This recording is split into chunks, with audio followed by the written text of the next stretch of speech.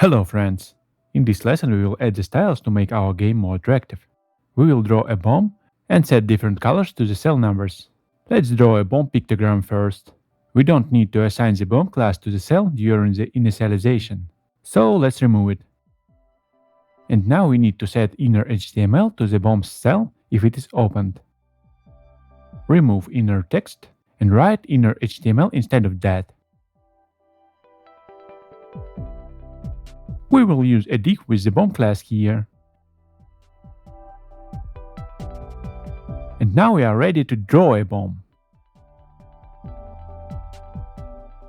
Remove the outline property. Add sizes.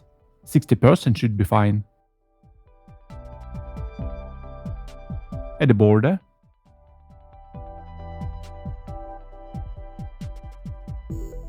And set the border radius to 50%. We have a circle. It is better than asterisk, but still ugly.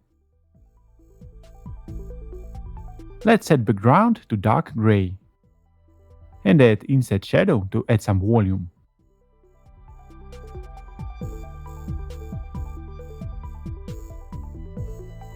We can remove the border now. The bomb is already visible since it has a background. It looks like a ball now, a bit boring.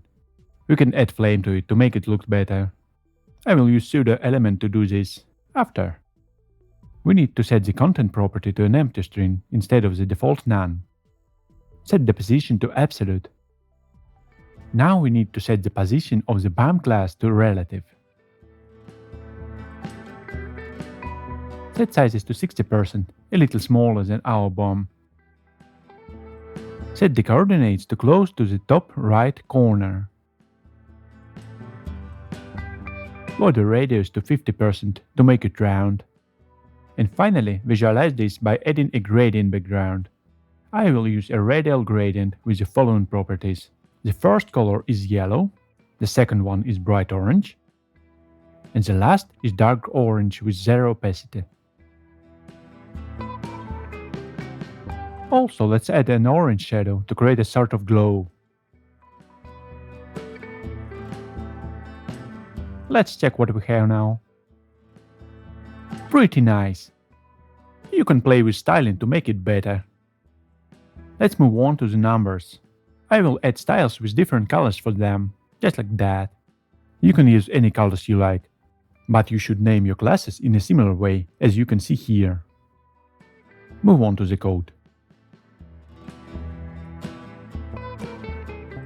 Now we set the count of bombs like an inner text of the cell. Let's remove it. Set the inner HTML instead of that. We will use ternary operator here with the bombs counter condition. If it is true, non-zero, we will set it to a span element with the following class. We will use our counter as part of the class name. Add the same counter as the content. And don't forget to close that tag. And if the counter is 0, just set it to an empty string. Okay, let's check it. It works. We can already play it without normal ending, but still. That's it for today. Like, subscribe, leave your brilliant comments, and see you in the next video.